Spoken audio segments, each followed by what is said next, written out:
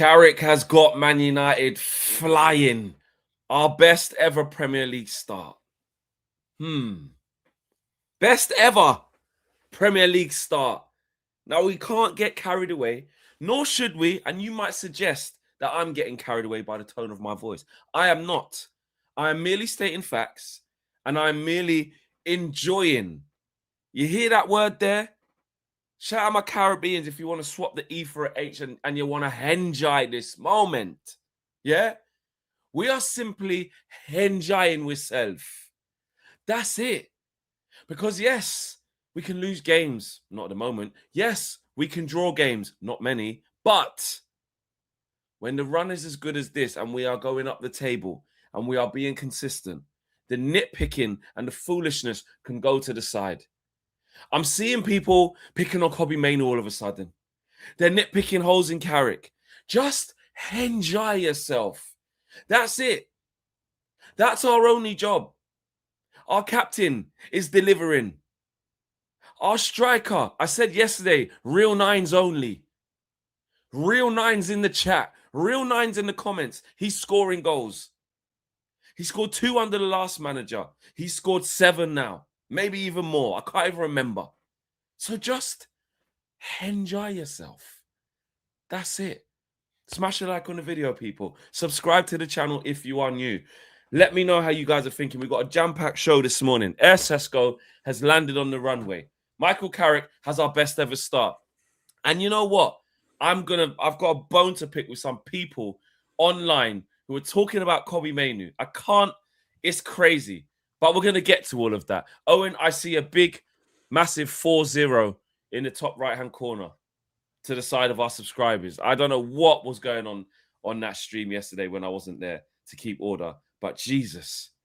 You know, I was in a good mood there for a second, Flex. I enjoyed your intro. I enjoyed your start. You know, you enjoy yourself. Who enjoys themselves more than Owen? Okay, right? I like what you did there. But then you had to bring up the lemon thing all over again. And that number's not going anywhere, okay? No more adding to it. The deadline is passed. All I've got to do now is chip away at it for the rest of the season. Flex, I don't know if I can do it. I don't know if I can have the strength to do it. You know, I don't know if I can have the determination to do it. Well, maybe I can. You know why? Why, Flex? Because I'm optimized. Yeah, roll VT. Today's video is sponsored by our friends at Oxford Natural and their all-new natural supplement, Optimum Day and Night. Thousands across the UK, USA, and beyond are smashing their health goals with Oxford Natural. Optimum Day gives you steady energy, curbs your cravings, and keeps your metabolism firing all day. Optimum Night helps you relax, get restorative sleep, recover, and keep burning fat while you rest. It's not a magic pill, but it will help you reach your health goals. Check out some of the incredible results. 2 of our own. Owen lost over 100 pounds in 10 months, and KG dropped 30 pounds in 4 months. In 8 months, football legend Michael Owen lost 35 pounds, and Robbie from AFTV, Don Robbie, lost over 80 pounds. And in 6 months, Anita, an award-winning immigration lawyer, lost 44 pounds, and Linda, a law firm executive, lost over 50 pounds. No gimmicks, no needles, just results. Oxford Natural, let's get to work.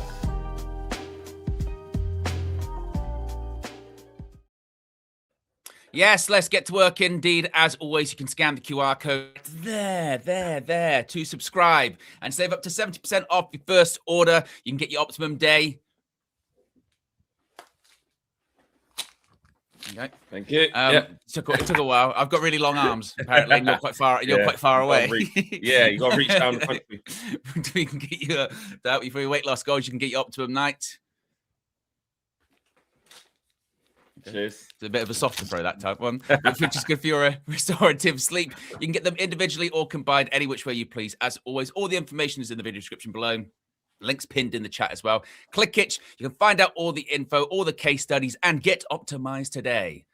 Optimized. Yes, indeed.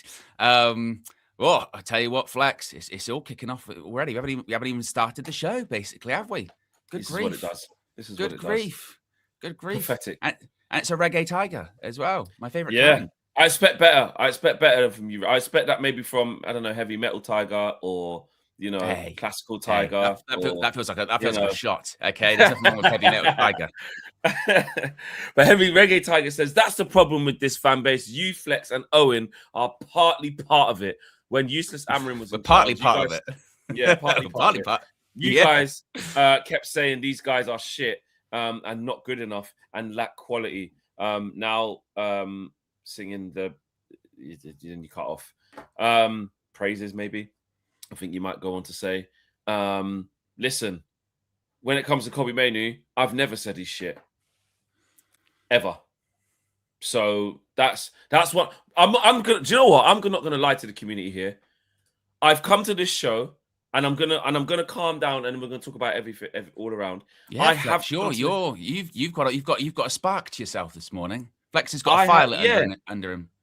Because you know what it's like. You know, you're looking around social media, you're seeing all the good vibes and different opinions, and when you be strong on any opinion, everybody starts saying, so we can't say this then, so we can't talk about that, so we can't talk about... No, that's not what I'm saying. I have pulled up to this show today with a Kobby Mayu agenda. I have a positive one. I have, because the shit, because that's what I'm going to call it, the shit I've seen online that is coming away from discussing performance, or maybe wasn't a 10 out of 10, but that's different. But fruited the shit of, this is why he's rubbish. This is why we have to start Xerxes in midfield to link things up instead of him. He ain't that good. That shit is what I'm talking about. Honestly. So I am charged up. So we are going to do you are. Stuff, which is you are. Honestly, bro, I can't, like this. It's almost like we don't deserve anything. We actually, do you know, we actually sometimes don't deserve anything. Well, Reggae Tiger says team in general, not Kobby Mayu, Flex. Or as he's put it, Kobby Marino. The team in general, yes, under the last guy was shit. And a lot of the players, yes, of course, you get angry in a moment. You say players are shit as well. Of course, it's somewhere in between. I'm not criticizing. Flex, Jesus this Christ. is when I get reeled in by some in the chat or on social media. This is the pushback that I get, and maybe this is good advice for you. It's only a couple of people, Flex. They're not real people. They're not real people. No, they don't really. They're just saying it to be contrarians. Don't get so roped in. You know, enjoy the positivity. Avoid the negativity. Right. So the positivity. Like what we saw after the game yesterday when it comes to Michael Carrick, because look at this start. I forgot to add Flex back in again every morning.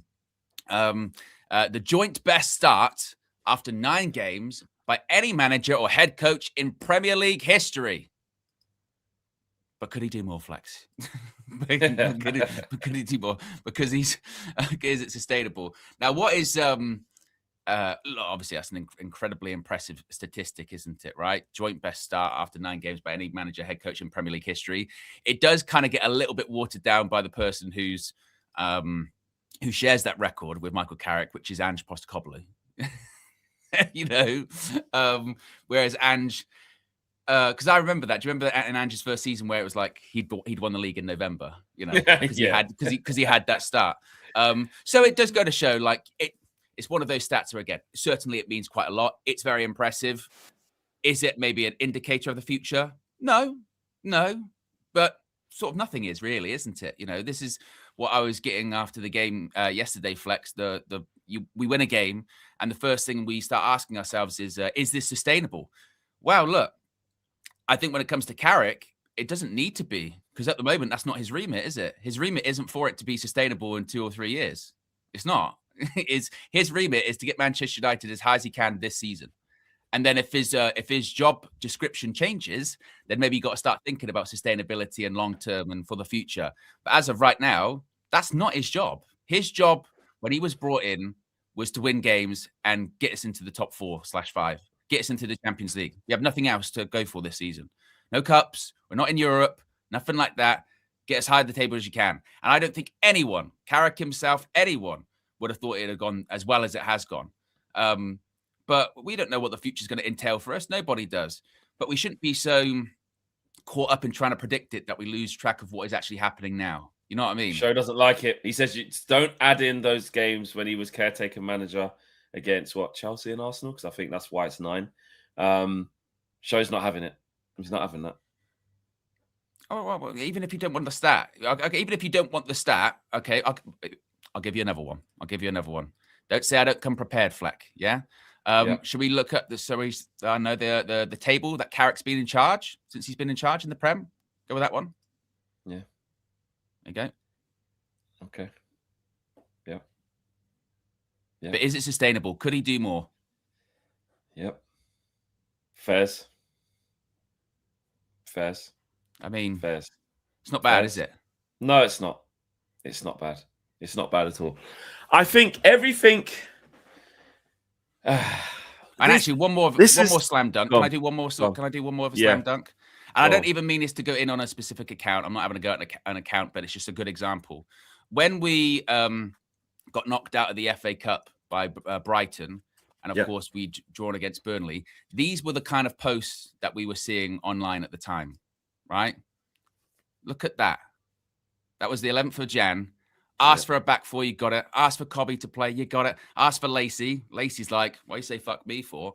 Ask for a 3-man midfield, you got it. Ask for Bruno and Kobby to play, you got it. So why is this team still shit? Why can't it beat relegation fodder? Burnley and Brighton beat him at Old Trafford. I thought it was because of Amorim and his awful system. just for a reminder, I will go back to the Premier League table once again. This is since Amorim left. So this includes Fletcher and Carrick. There we are again. I thought it was because of the terrible system. So just to go back to that, I'll go back to it. You asked for a back four. You got it. Pretty happy with that. You asked for Kobby to play in midfield. Well, I'm pretty happy with that, actually. You asked for Lacey to play. He's been injured anyway, so not even a thing. You asked for a 3-man midfield. You got it. Pretty happy with it, how it's going. I'm not going to lie. Yeah, I'm pretty happy. You asked for Bruno and Kobby to both play. Bruno, let me check yesterday, scored again, was involved in every single goal and moment that we had in the game. And I'll go back to the table. I got it. Yeah, I'm pretty happy with how that one's going at the moment. I'm not going to lie. Yeah, so why is this team still shit? It can't beat relegation Burnley and Brighton B team fodder. Since then, we have beat the top 2 teams in the league. Since then. And relegation fodder in Spurs. Yeah, you know what I mean? Since then, you know what I mean? We've scored 16 goals, conceded 8, actually, and specifically under the Carrick one. We scored 14 goals, only conceded 6. It's not going too badly, is it? You know what I mean? Yeah, I don't know. And again, the negative stuff. Remember this? I remember doing this video flex back, I think it was in October. Yeah, in October. Remember, worst signing of the season from the agents.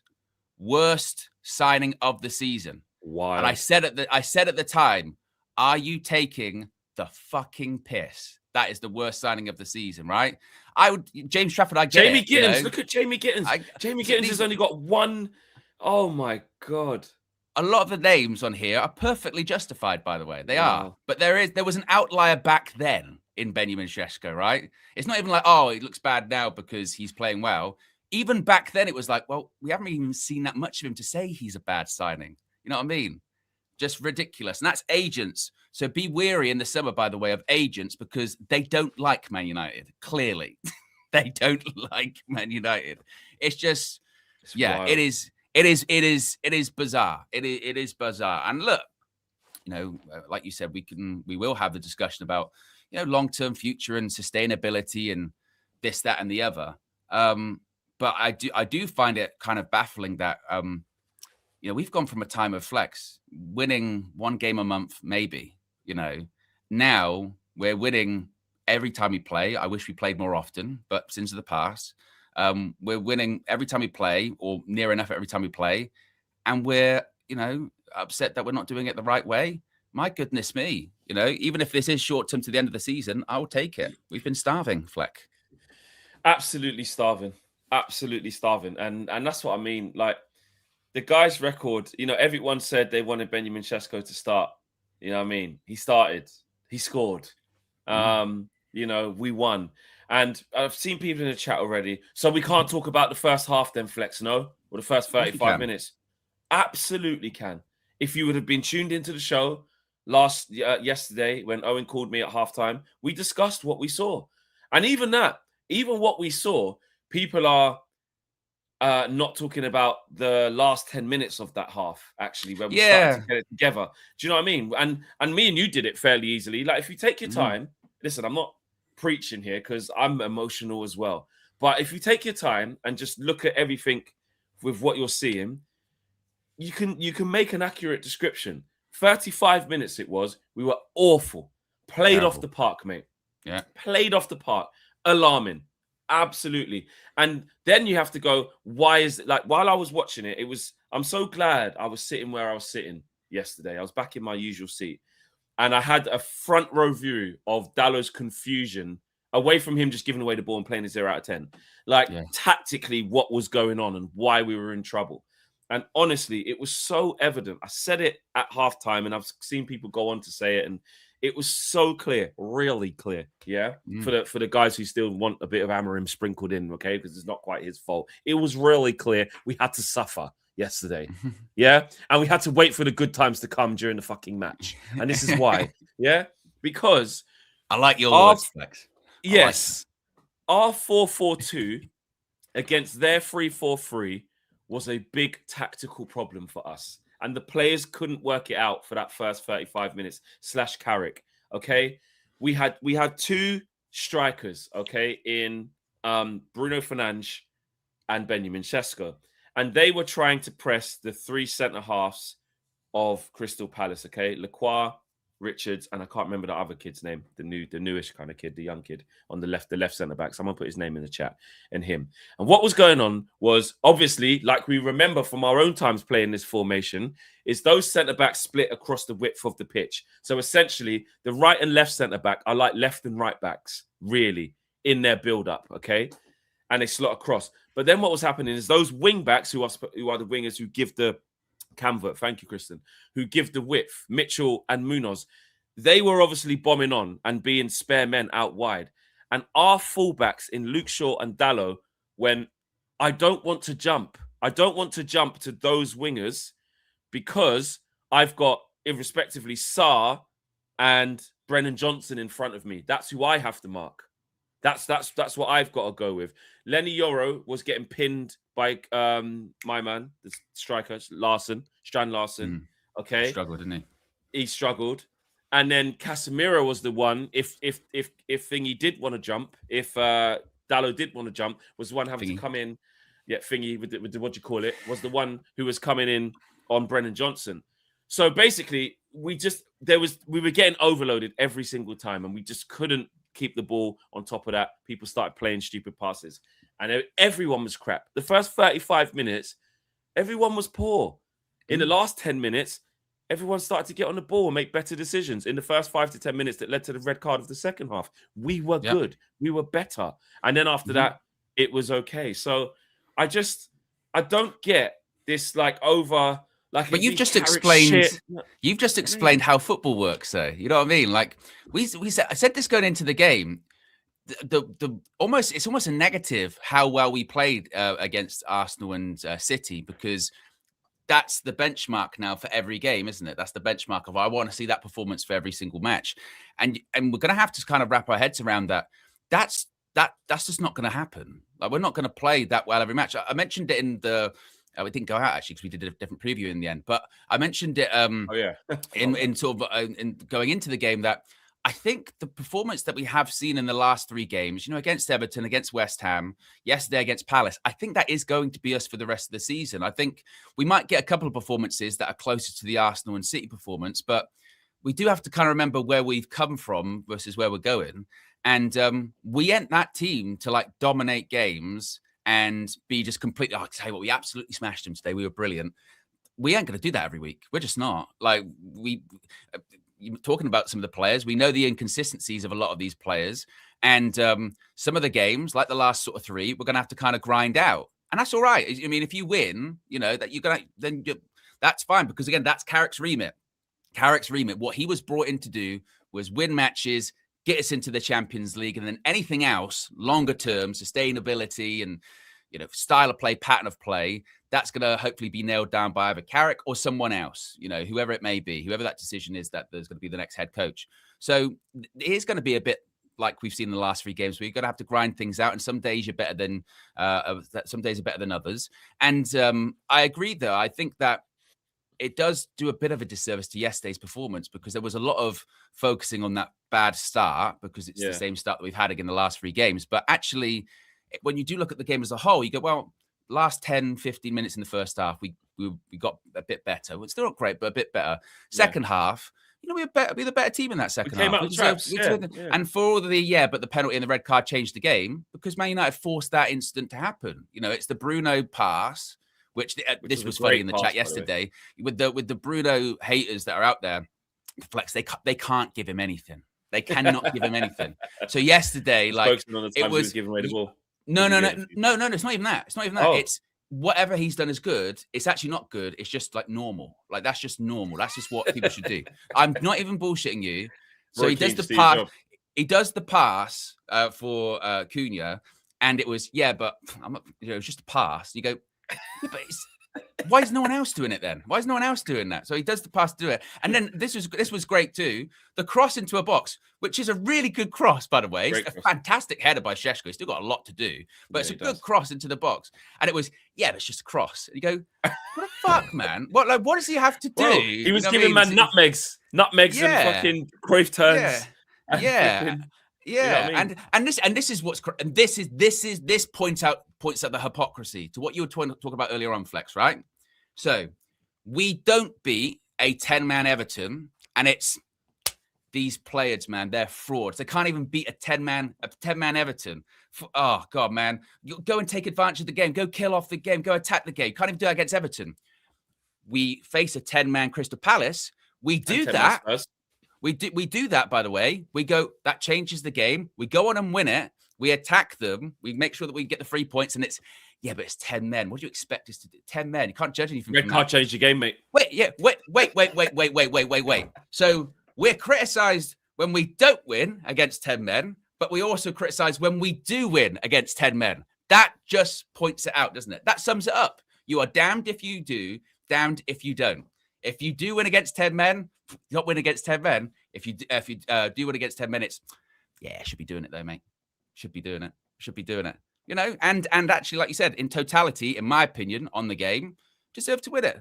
We can focus on the bad 35 minutes, or we can focus on actually the rest of the game where we were the better team and deserve to win it. Yeah. And it's not going to be like, we're not doing that like domination thing, and for 90 minutes we're going to be perfect. We're not. Like, we're just not. We're not.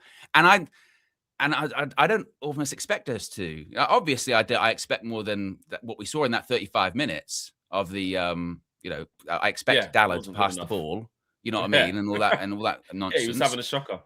But again, at the same time, it is just, it's not going to be perfect, but we're winning. We're winning. And by the way, as well, when we don't win, like against West Ham, at the end of the world, as was pointed out by the reaction afterwards, we're third in the league. The world didn't stop, did it? When we didn't win against West Ham. Imagine that. You know what I mean? Exactly. It's almost like we've lived through way worse, way recent. Yeah, 100%. Who would have thought? And obviously the stuff with Frank and his hair and stuff kind of took over. And it's like, guys, we love Frank. We like what he's doing. But like, the ultimate goal here is like, we're still unbeaten. Like, if you can do that to the end of the season, win 4, and every time you get to the 5th, you draw, fine, no problem. Give me that to the end of the season. Yeah, I'll take that. And once again, just on Bruno, he's a fucking animal. He is. I cannot wrap my head around again I can understand the critique, because like in the first half he was terrible. He wasn't great. He wasn't, and he was doing the whole Bruno giving it away. Yeah, he's poor against Everton as well. Like, he can have a poor game. Absolutely. And sometimes when he does have bad games, they look quite bad because he's the guy who tries everything. So his bad games don't look like a right back's bad game or a centre mid's bad game or a winger's bad. They look quite eye-catching because he's on the ball a lot. Like Tyler Adams said, someone who plays against him regularly says he finds the game. And that was, do you know what? Let's get through the super chats here. Nathan says, got tickets to Villa game. Are you going, Fleck? Of course, I will be there. Matt says, we didn't play well yesterday, but happy with the 3 points. We didn't play well for 35 minutes. Then I think we played a lot better. And then I was a little bit annoyed about that was just an emotional because I'm following the game in the stadium. I don't know how you guys felt. I kept getting a little bit annoyed, like, just keep the ball a little bit better here. We're 2-1 up. Just stop doing a few silly things. But we were trying to. There was a period where I was like, I don't trust us. Make sure you go and get a third.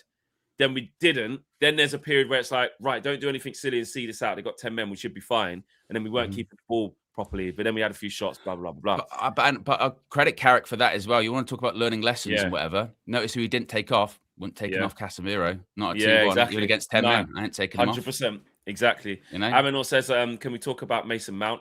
He misses me off. It's done, isn't it? You know what I mean? I said the darkness is behind him, and he went back into the darkness, and hopefully Luke Shaw isn't out for too long. But this is where it starts, isn't it? Troy says that bum we sacked prevented us from challenging. Do you know what? So a few people said that to me yesterday. Of like, if we would have just sacked him a little bit earlier, exactly, October. Because when was it? January, innit?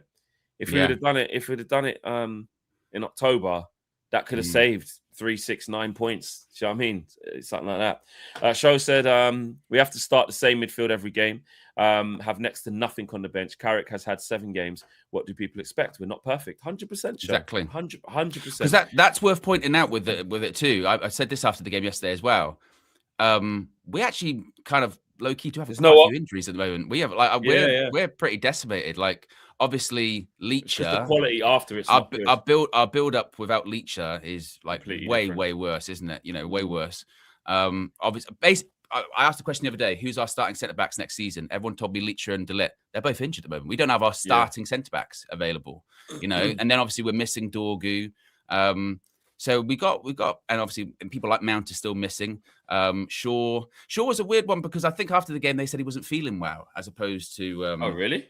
Yeah, I don't know. That was Who weird. said that? What they actually? I think Carrick, wasn't it, or was that about Maguire? I forget. So I don't know if he's injured or what. Luke Shaw looked injured to me. Yeah, that's what I thought when he was coming off. He was looking injured. But that's the point of saying is that this is the joint best Premier League start from a coach after 9 games or what have you, 7 games, and we're down to kind of bare options. You look towards our bench yesterday. We don't really have any game changers, do we? You know, there's not, and that's what people are forgetting. And we're going to get to the Kobby situation shortly and certain players, but exactly that. Show makes a good point. Nathan says it's odd we expect perfection every game. It's almost like there's a section of the fan base waiting for Carrick to fail. We are doing well. Enjoy it. Can you read this one because we haven't got the automated on, and I just don't really want to. Okay, I'll do my best Brian impression. Well, TTS, by the way, is still on. So this is worth pointing out, actually. So TTS is on for yellows and above. So yellows and above will be read out TTS. Blues and greens will be read out by us when we get to it. So hold that, Zuta. You can't just fucking interrupt the thing and fucking say mad stuff. Hey, don't test Zoot's gangster. You know what it'll do. You'll know what it'll do. You know what it'll do. So so don't. It says it's always a good week when United wins, and Flex is smiling. You are so cute when you're happy. Flex, love you in a manly, non-sus way. It's good to be winning. Yeah, that's all I'll say. JD says refuse to be upset about the way we win. Yeah, agreed. Especially now in the context of this season. You know, in the context of this season, do you think Arsenal give a shit that how they won against Chelsea? You know, it wasn't the best. Chelsea imploded, red card as well.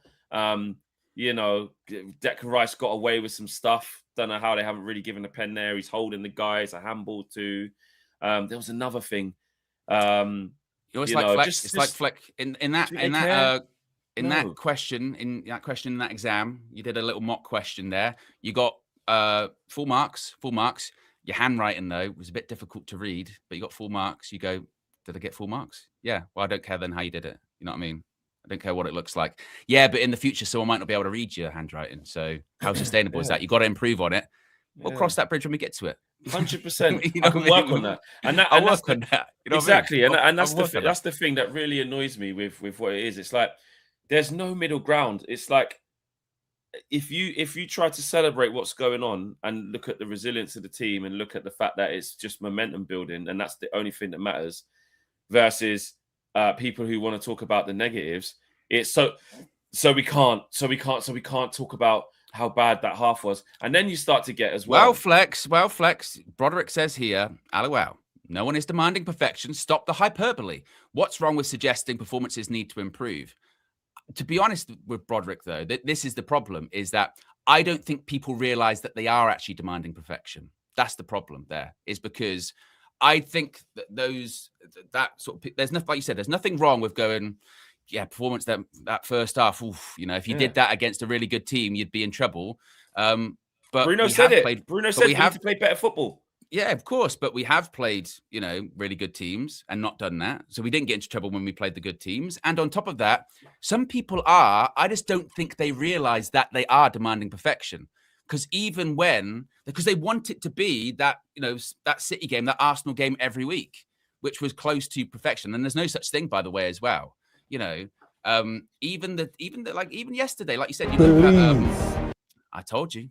You got to be careful. Magruda super chatted $10. Fine. I guess if my glorious cutie Prince Flex wants me to send a yellow chat, I'll donate. Love you always, cutie pie. Don't count this one, Bossman Owen. It's not healthy for you. GGMU, pink heart emoji. You know, it doesn't count anyway.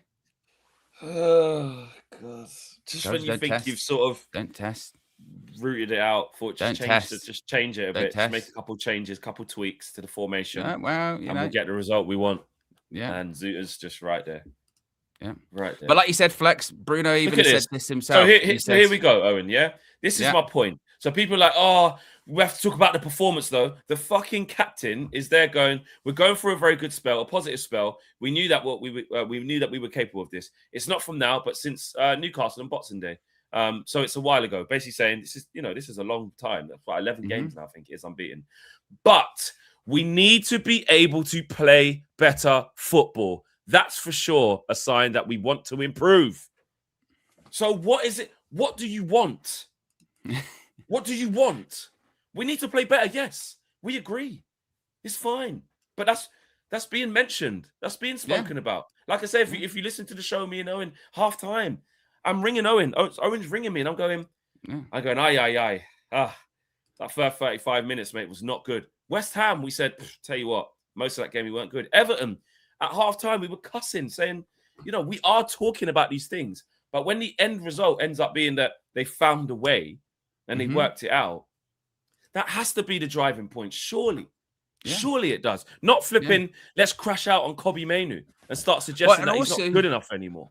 Also, as well, I'd get it if the teams we had played in this spell were like bottom half teams, because then you would go, look, we haven't really been tested yet. You know what I mean? We haven't really had those big tests. So I don't know. But like I said, we've played the best of the best. You know what I mean? we have.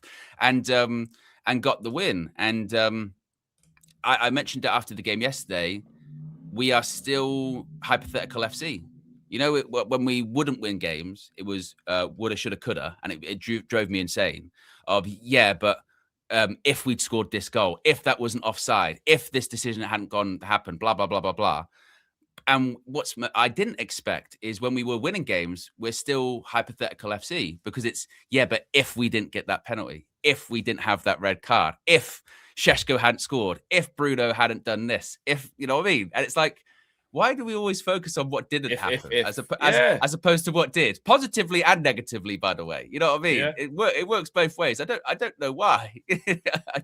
I'm not sure. And because it's the same thing, you know, when we did beat Arsenal and City, the next thing was, but when we play a low block team, we're going to struggle and we're not going to win those games. We still haven't lost. We've played a couple of low block teams now, actually. You know what I mean? Yeah. I think as well, All Elite, and this is where, again, so All Elite, I get what you're saying here, yeah? Because you're basically saying, he says, I'll wait for the Athletic podcast to listen to constructive conversation about our need to play better. Then I'm just worried that this might not be sustainable for the final 9 games. Now, listen, this is where I'm 100% open to having that side of it. My thing is the over-the-top critic, not what you're doing here, All Elite. You want to have a constructive conversation about, like, do you Do you think we can keep starting games like that and playing like that for the majority of the game and still getting like bailed out by one goal? Like, even under this 9-game thing, constructive, 100%. My thing is towards the people that are like, this ain't good, Kobby's crap, you know, drop this and this, that, and the other, and they're not focusing on like what's going well. But they're 100, like I said, I can't stress this enough. During all of these performances that we've had, we've voiced these same concerns. Like we spoke about it. Also, as well, Flex, this is kind of the silly part of it as well, is that when, you know, obviously we've been winning all of these games and we haven't lost, you know, in such a while. When the conversation is this sustainable? The answer is, well, no, of course it's not sustainable, because we're not going to win every game from now and forever. You know what I mean? That's not going to happen. It's just not 6,551 super chatted €10. I heard that some people get peace off when they call him daddy. Rolling on the floor laughing emoji, rolling on the floor laughing emoji, rolling on the floor laughing emoji, rolling on the floor laughing emoji, daddy flas, I love this game, rolling on the floor laughing. No, we're not going. That's too many. That's too many. Yeah. But yeah, my point is when you're unbeaten for, you know, in this year in 2026, and we're now in the 3rd month in, we're into March. When the question is it sustainable? Of course it's not. You know what I mean? It's not sustainable, and it's not even sustainable for the rest of the season. We're gonna lose a game. We'll drop points. It's just sustainable. But the word sustainable, right? It can be different contexts of what you're saying. Like blanket response to sustainable means can you just keep it up? But in the realms that you're saying of football, keep it up / sustainable means just sort of more often than not. Like, do you know what I mean? Like, it doesn't need to be every game. Like, to get into the Champions League, we don't need to win every game. Well, and also to stress this, like, it's not Michael Carrick's job for it to be sustainable at the moment, is it? It's not. When Michael Carrick was hired, exactly. You know, why no one saying that about City and thing? When Michael Carrick was hired, it was to get us into the Champions League by, you know, hook or by crook. He's not the long-term coach. If he does get the job on a long-term basis, then that does become his responsibility to, right, are you building for next year? Are you building for the year after that? You know, for now, his contract's till the end of the season. So he's got to just be sustainable until the end of the season. And so far, he's 3 months in. It's not even like this is a couple of weeks now. This is 3 months in, and it's being kept up. Like I said, eventually he'll drop points. But I think this overall, is enough to get us over the line till the end of the season, I think, you know. Because if we play like that yesterday, you know, it won't be enough to beat some teams. But I think overall, it'll be enough to get us over the line. And that's the important thing too. And also, again, it must be stressed to say here, look at the Premier League. Like Arsenal, the top of the league, they're dropping points to Wolves. Aston Villa, who we just leapfrog, they're dropping points to Wolves. You know, you got teams, you know, that are in relegation scraps, beating people that are going for European football. That's how it always goes. So even when we do lose a game, I don't even think it's then the conversation of, see, I told you this wasn't sustainable, this would happen. We're going to lose. We're going to lose. We're going to play bad because every team is doing it. It's unavoidable. You know, if anything, that's what makes this so impressive at the moment, is in a league that is filled with inconsistency right now, we're the most consistent. But there will come a time where we won't be, because every team's going up and down this season. It's just what it is. And I don't know if we're mentally prepared for that. You know what I mean? I don't know if we're mentally prepared for that up and down, because there will be those moments. But as of right now, 3 months in, if the biggest debate we're having 3 months into Michael Carrick's tenure of, is it sustainable to keep winning this much, then I'm pretty happy to have that as a debate, you know, rather than we can't win a game. You know what I mean? Exactly. And how do you get us to get a run together? Toe Chain says even City and Arsenal are scamming their wins at the moment, and no one's talking about sustainability. No one's saying, can Arsenel keep? Well, actually, maybe they kind of are, but they are doing it though. They're staying there. But what's their more often than not? What's their sort of end target? It's the end of the season, because next season doesn't matter. So like the sustainable. That's sustainable winning another league like that. Yeah. Well, no, we're in March now. Season ends May. You know, we're like a couple of months away from the season ending. You know, and we're 3 months into it, we haven't lost. So for Michael Carrick, it's just got to be, can he keep this up to the end of the season, which I think he probably can. And even if he doesn't, you make sure that you've kept up for long enough that you've got a good enough cushion. So when you do have your slip ups, it doesn't hurt you that bad. You don't have to win the game. I think people are misconstruing this thing of like getting, and I get it, because we've been in some bad places, and we've been in places with Ollie where new manager bounce and good vibes, and how sustainable is that? And people could say the same thing if we was battering every team. Say we was winning every game 3-0. The opposite conversation would be, you're not going to keep beating teams 3-0. What happens when you go a goal down? Is that going to be sustainable? You know what I mean? Is that how you're not going to be able to do that? And the truth of the matter is that it's somewhere in the middle, man. It's somewhere in the middle. And for me, I just look at it as it's project get to the summer. I said in my road trip, the title of our road trip is I don't care how, just win. Yeah. So listen, I know I can only speak for myself. You could say, well, I never said that, Flex. That's what you said. So that's even more so why I'm like, I understand the memo here. Like, for me, I understand it. Like, clearly, if you look at the performances in and around the league of this season, it's all about the context of the season you're in. Just go 6 points clear of Chelsea. That's all I wanted to be the outcome by the end of this weekend. There's such a good point, Matty. They're talking about how sustainable is it with an interim manager? Like, exactly, we're just going to the end of the season anyway. You know what I mean? We're not. We don't need. I mean, I get it, because it's the thought process of what if he gets it long term. But if he does get it long term, then the conversation changes, isn't it? Because, like I said, the job description changes. If you're an interim, or if you're on maternity cover, right? Your job is just to keep it as is. Don't make any big sweeping changes, wholesale changes. You certainly aren't planning for the future, because there is no future. You know what I mean? You're just going to your end date, and that's it, isn't it? You know what I mean? But that's where we're at. So I get, maybe, is it sustainable in terms of between now and the end of the season? But I would answer that question as yes. I think it is sustainable between now and the end of the season, because there aren't many games, are there, to go? And we've got a favourable fixture list, and also with the question about is it sustainable and all that, we've just got to be more consistent than an inconsistent Chelsea, Liverpool, and Aston Villa. Exactly. We're already starting to get it together, so that's why we have to make sure. But we're already doing that, aren't we? We're already doing that. We're already more consistent than those inconsistent bunches. And that's why we're third. And we've got to play. Aside from Liverpool, we've got to play Chelsea and Villa still to come, haven't we? Yes. Yeah. So Newcastle, obviously, Zigo says we lose to Newcastle playing like how we did yesterday. Yes and no. I get it. But have you seen Newcastle? Newcastle United have lost the last 3 home games in a row for the first time in 9 years, mate. So they're not the Newcastle that we're used to. However, though, I'm not stupid and naive. 100%, I do get what you're saying. Like, they still, it was a close game against Everton. Like, some of the goals that went in were just mad. Like, they're not the watertight Newcastle United that stick it on you from beginning to end. But they've still got physical players. It's still a tough place to go.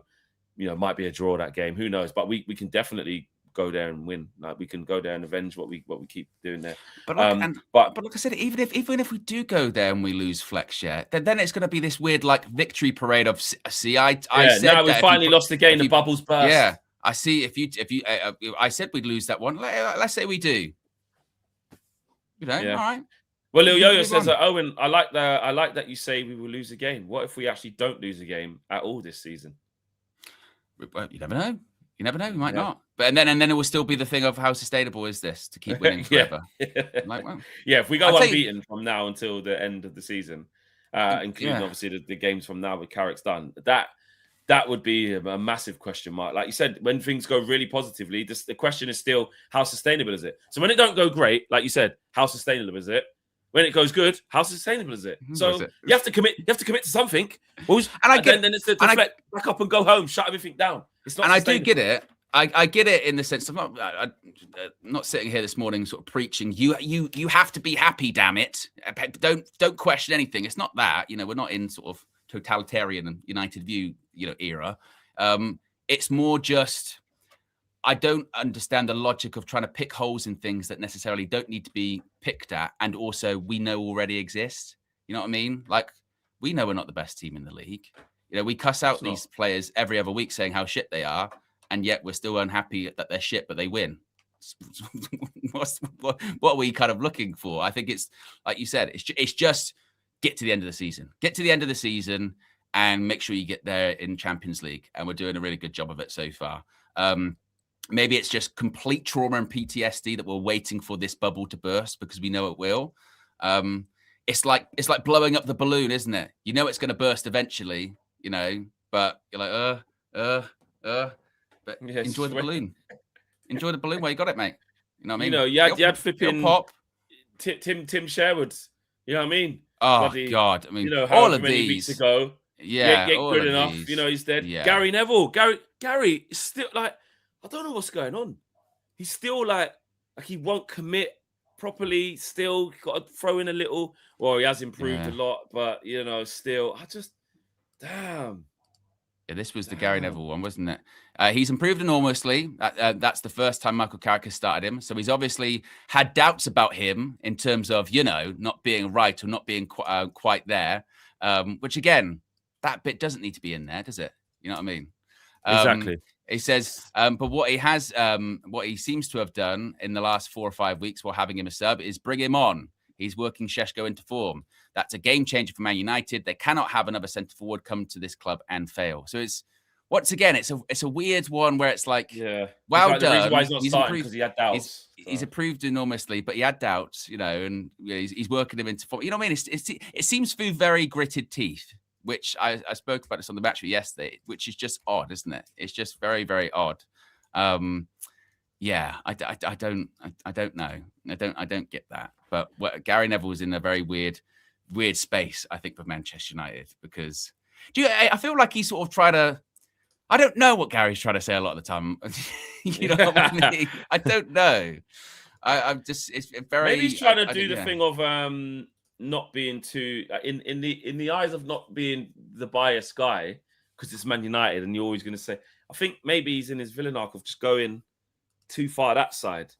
It feels like I'd love to ask him about it one time, because I just feel like I don't know. I just feel, or is he being overly cautious because he's got carried away with things before? So he's like, nah, do you know what? I'm just going to go completely the opposite way of like non-committal until something serious happens. Because I just don't believe he could just be this negative, like, feel this way.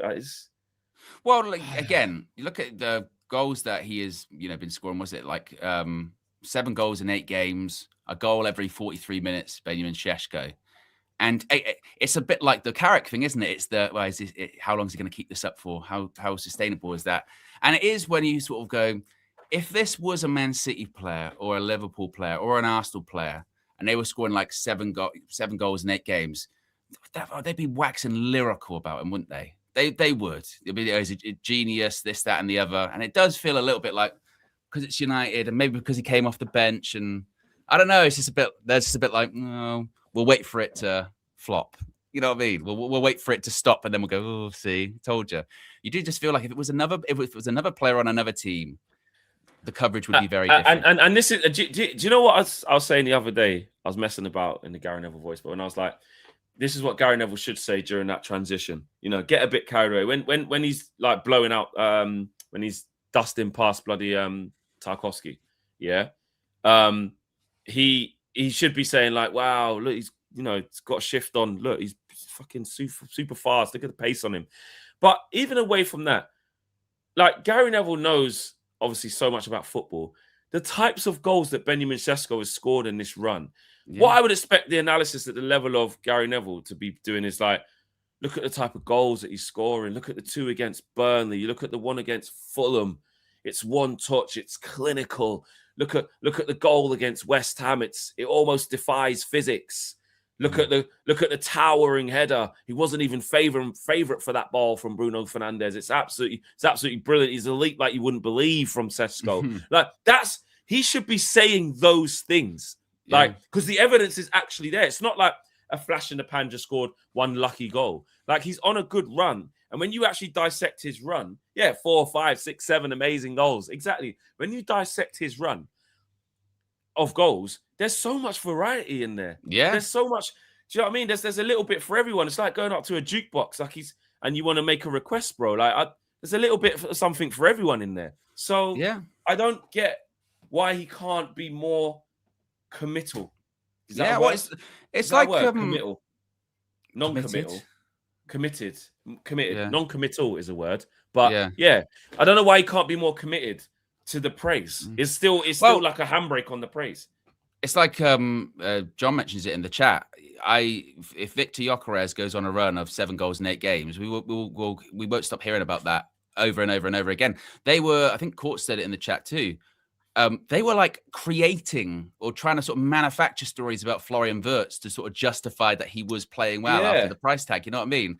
But and I'm not, and that's not even like, oh, you're just Man United biased there. Legitimately, they were like editorial pieces being written in The Athletic about how he's actually really good, and it takes a while for people to settle in, but don't worry, he'll come good, this, that, and the other.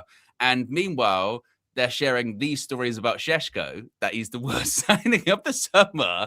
And you just sort of go, well, don't tell me in the future that we're just extra sensitive because we're United fans. Don't tell us that we're trying to see things that don't exist, because the coverage of players from one club to another is different, even from our ex-pros, like I said, if Victor Gyökeres scored the goals that Šeško has done in the last, like I said, the variety of goals as well, and in important matches as well, the coverage would be crazy. If Florian Wirtz got 7 assists in 8 games or something ridiculous, if Florian Wirtz did what Bruno did yesterday, Bruno yesterday picked that game up and goes, right, okay, I force a penalty, score a penalty, and get an assist for the winner. If Florian Wirtz did that, it'd be, oh my God, headlines non-stop, wouldn't it?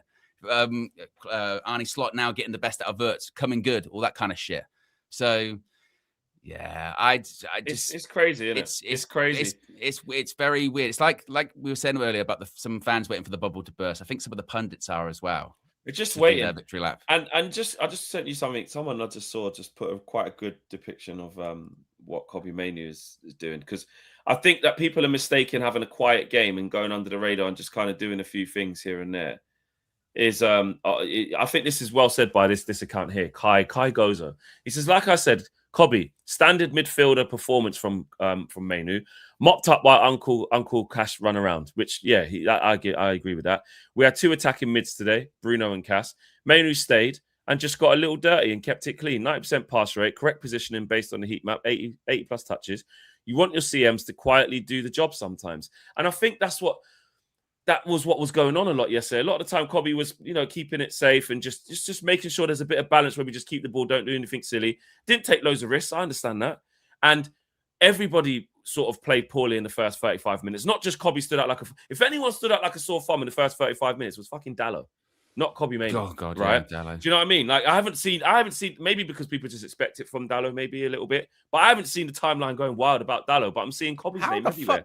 Dallo got a 7.5. You see what I'm saying? Who's the fuck's rating that? You know what I'm saying? And he's got a higher rating. He's got a higher rating than Kobby Mayu. Do you see what I'm saying? It's bullshit. I thought he'd be in line with like Lenny Euro numbers. You know what I mean? Exactly. And Mazraoui, right hand side in the green as well. Yeah, that right hand side in the first half was shocking. That part of that defense was awful. It was awful, it was right? Really poor. So the fact that Kobby's had a quieter game and just being a sort of a blanket coverer. You know what I'm saying? Like, people are acting like because I didn't see him have passes beyond the lines, and we had Bruno fucking spamming passes and doing what he needs to do. Like people are saying, Uncle Cass, yes, he was playing quite well and doing what needs to be done. That means you need somebody who's going to have a little bit of, I need to be doing the most here. Let me just give a little bit of balance. Yeah, I might lose a duel or 2, but then look at the stat man Dave one. If you want to get to the nitty gritty of the duels and what was really going on, he did what he needed to do. He did what he needed to do. That's it. I mean, it's not going to be like, and again, you go back. Great. All right, he played a 6 out of 10. Wow, shocking. Yeah, you go back to there you go. You go back 7 ball recoveries. Won the ball back 7 times. You go back to, like, again, not every game is going to be a 10 out of 10. I think, and someone mentioned this in the match yesterday. So they said, "Oh, but on transition, we still look a bit, they could get us." And I went, well. The thing is the gaps that were there in the midfield, they are still there. They're smaller. But, I think Carrick and his team have made a real effort to try and compact the midfield where they can. But there's a reason we're trying to sign 2 midfielders in the summer, maybe even 3. Because our midfield is still not great. You know what I mean? Cass is doing what Cass can do. Kobby's doing what he can do. But for the roles that they're in there for, and the partnership, I think there's only a certain level it can probably get to. And again, Cass is leaving at the end of the season. Goes back to that sustainability thing. This is just till the end of the season. All of this is just to the end of the season. It's just keeping it going to the end of the season. So I think with Kobby yesterday, I wouldn't say he was great. I wouldn't say he was horrific either. I thought he just had an average game, fine game. It wasn't, and in the gaps midfield, they're always going to be there until we sort of revamp that midfield. It's just going to be is what it is. If you lose the ball, as Compost says there, if you lose the ball in cheap areas, then you are going to be vulnerable. So we just got the ball retention has to be better. In the first half, we weren't passing the ball at all. I feel like it's kind of nitpicking. Any team can be done on a counter attack. Any team can get stretched. Particularly a team that's got a midfield of, someone like Casemiro, who's 34, and Kobby that we know his deficiencies. But we still won. They still did okay. It's fine. We've seen a lot worse. We've seen a lot worse. I don't think we need to be sort of going too much in on players and tactics and what have you when we're winning. It's even like the Luke Shaw stuff. I know I'll probably get shit for this. Because I saw that this morning as well. See, for sure, hold that. He came off. He was rubbish. I mean, this is a guy, in fairness, that has started every single game for us in the Premier League this season. I think he's one of I think it's 20 players that's only been able to do that this season, all over in the Prem. You know what I mean? So he's up there in terms of consistency this season. Yeah. He's come off. Says it's because he was he was ill and he didn't have the best game anyway. Was it the ill thing? That's what I'm pretty sure that's what he said. It was an illness. If I to be honest, mate, Mazraoui, mate, I'll fucking start him next game. Anyway, I'm starting instead of Dallo anyway. A million percent. Yeah. But he had a bad game yesterday. But goes back to just because he came off, it's not like if he comes off and he does a Mason Mount and he disappears again for 3 months, then I'll be like, wow, more for me. But Luke Shaw, he's not going to go in the summer, is he? We know he's not. He's going to leave Man United when his contract expires in 2027. He's had a good consistent season so far. He's not going anywhere. I don't know if yesterday, but basically, I don't know if yesterday's this is why Luke Shaw should be leaving Manchester United. You go, we've known that forever. You know what I mean? We've known that forever. What are we going to do with that? We need to sign a left back, but Luke Shaw's not going anywhere. He's just not. Yeah. Exactly. There you go. Is that everything? Yes, you have. The moaning will continue for the rest of the day. Owen, you can't chip away at that 40 in private. Eating the lemons, so you can't come back and just be like, yeah, no, I had 5 today for lunch, Flex. I know. Yeah, has to be in front of everybody. So, I had 2 during the match view yesterday. Someone added me on Twitter and sort of said that we've got 10 games left. If I had 4 per match view, and I was like, I don't know if I could do 4 per match view, but no. I think I've realized that the sweet spot, no pun intended, is 2 or 3. I can do 2 or 3 a day. You know what I mean? Yeah, and I won't do it every day. So I might do 2 tomorrow, maybe. Yeah, exactly. And then some of the live shows you can, get one off the list. There you go. During red carpet, I might do one because I don't have to talk during that bit. Because that was awkward yesterday. I had one and I just couldn't talk for 5 minutes. Yeah, so that's what I'm saying. You got to look after your health. You know what I'm saying? You got to look after your health, bro. You do.